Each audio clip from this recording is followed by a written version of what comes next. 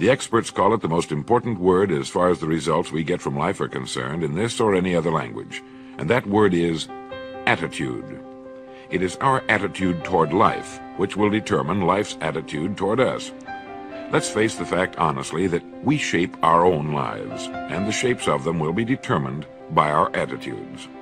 A person with a poor attitude toward learning, for example, isn't going to learn much until he changes his attitude. If we take the attitude that we cannot do something, we generally will not do it. An attitude of failure, and we're whipped before we start. So we know then that what we receive from life, what we accomplish or fail to accomplish, is due in large measure to our overall attitude.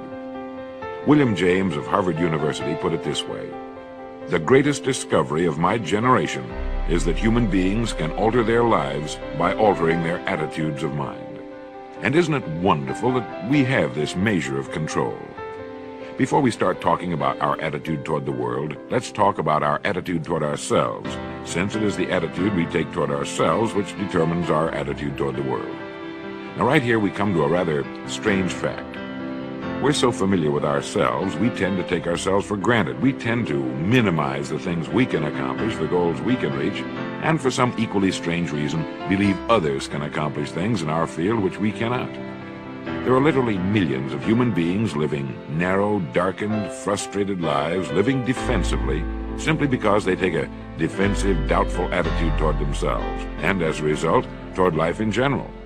Many people are suspicious of and oppose change, yet change is the one thing in life on which we can absolutely count. People who stay young all the years of their lives not only welcome change, but see it for what it really is: new opportunity, new chances for further fulfillment. Attitude is a reflection, a result of a person's will. It is incalculably powerful. It can bring about marvelous results for us, but we need to train it patiently, day by day. Now let's talk about the attitudes of people who are successful. The top 5% of the people who go sailing through life from one success to another, and who, even when they fail at something, shrug it off and head right out again.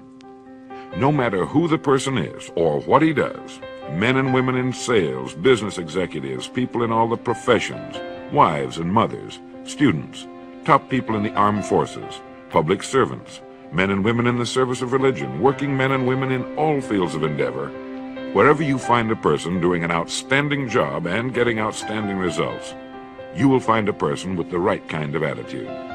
These people take the attitude toward themselves that they can accomplish what they set out to accomplish, that there's no good reason on earth why they can't be competent, successful. They have a healthy attitude toward themselves and, as a result, toward life and the things they want to accomplish. And because of this, they achieve some remarkable things, and they come to be called successful, outstanding, brilliant, lucky, and a lot of other things. They're quite frequently no more brilliant or outstanding than the majority of the people by whom they're surrounded.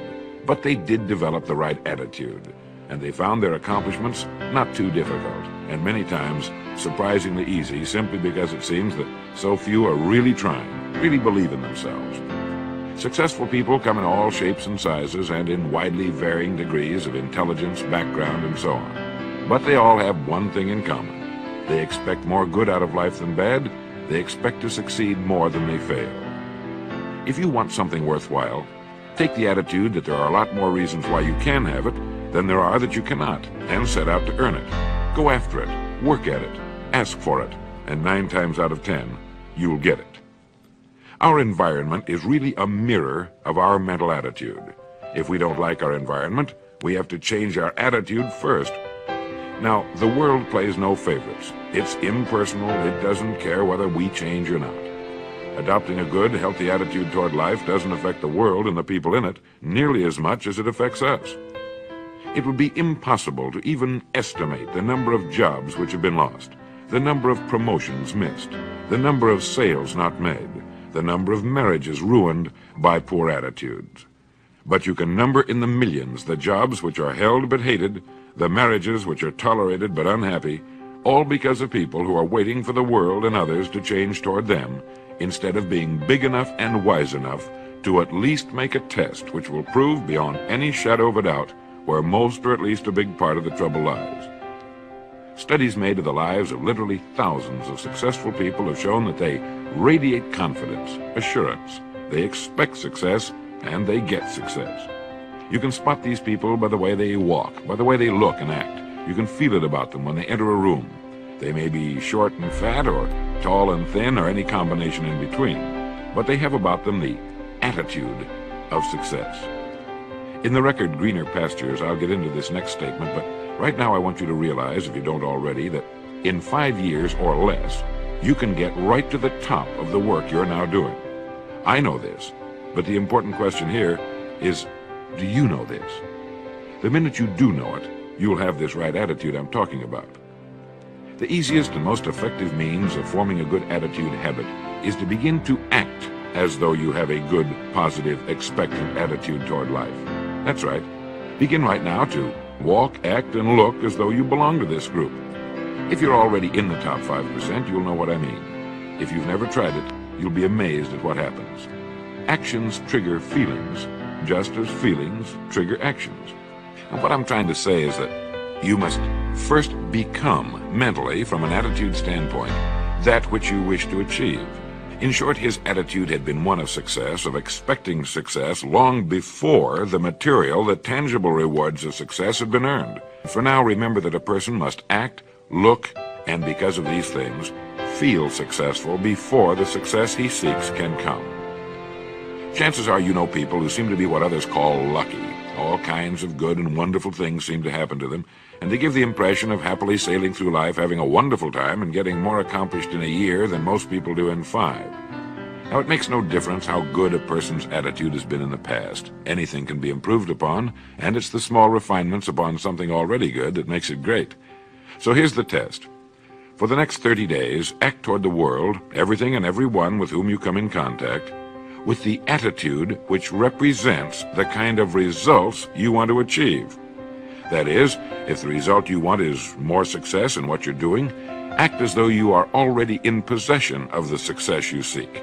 If you want others to treat you with admiration and respect, treat others with admiration and respect first. Have you ever stopped to think of this? Every human being on earth is the most important human being on earth as far as he or she is concerned. You may never get anyone to admit it, but it's a fact. So for the next 30 days, treat every person with whom you come in contact as the most important person on earth, remembering as you do so that as far as that person is concerned, he is. Now, the reason I say treat everyone in this fashion is mainly because this is the way human beings ought to treat each other, and because it will help you form a habit that will bring you amazing and delightful results for the rest of your life. Have you ever noticed that the higher you go in any organization of value, the nicer the people seem to become? You see, the bigger the person, the easier it is to talk to him, to get along with him, to do business with him. You know why? It's because he's got a good attitude, and people with the best attitudes just naturally gravitate toward the top. So for 30 days, act toward others and the world at large in exactly the same manner you want the world and others to act toward you. Treat your wife or husband as the person he or she really is, the most important person in your life. The same with the children. Carry out into the world each morning for 30 days the kind of attitude you would have if you were the most successful human being on earth. And notice how it quickly develops into an habitual attitude. When a person does this, he should realize he has already placed himself on the road to what he seeks. He is right now in the top 5% of the people in this or any other country. He has prepared the ground and planted the seed. He has made of himself a magnet, an embodiment of that which he seeks. Before metal can be cast into a desired shape, the mold, the expectant receptacle, must first be fashioned. Before a building can be erected, the excavation must be made and the foundation laid. And before a person can achieve the kind of life he wants, he must become that kind of individual. He must think, act, talk, walk, and conduct himself in all of his affairs as would the person he wishes to become. He is then actually that person, and the things that person would have and do will naturally come to him. Almost immediately, a change will be noticed. Irritations that used to frustrate and annoy disappear. When some less informed individual gives you a bad time, stay on the track. When someone cuts in front of you with his car or acts in any other manner that shows his ignorance and lack of courtesy, don't permit yourself to drop to his level. pity him, for that's what he really deserves. That's the very group a person doesn't want to belong to. And if he acts like them, well, let's face it, he belongs with them. There's nothing in the world that men, women, and children want and need more than the feeling that they're important, that they're needed and respected. They will give their love, their affection, their respect, and their business to the person who fills this need. So the magic word is attitude. And in summing up, a few points to keep in mind. 1. It is our attitude at the beginning of a task which, more than anything else, will affect its successful outcome. 2. It is our attitude toward life which determines life's attitude toward us. 3. We are interdependent. It is impossible to succeed without others. And it is our attitude toward others which will determine their attitude toward us. 4. Before a person can achieve the kind of life he wants, he must become that kind of individual. He must think, act, talk, walk, and conduct himself in all of his affairs as would the person he wishes to become. 5. The higher you go in any organization of value, the better will be the attitudes you will find. 6. Your mind can hold only one thought at a time, and since there's nothing at all to be gained by being negative, be positive. 7. The deepest craving of human beings is to be needed, to feel important, to be appreciated. Give it to them, and they'll return it to you. 8. Look for the best in new ideas. As someone said, I've never met a person I couldn't learn something from. 9. Don't waste valuable time broadcasting personal problems. It probably won't help you. It cannot help others. 10. Don't talk about your health unless it's good. 11.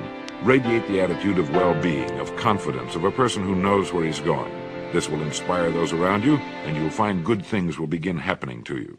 And 12, lastly, for the next 30 days, treat everyone with whom you come in contact as the most important person on earth. If you'll do this for 30 days, you'll do it for the rest of your life.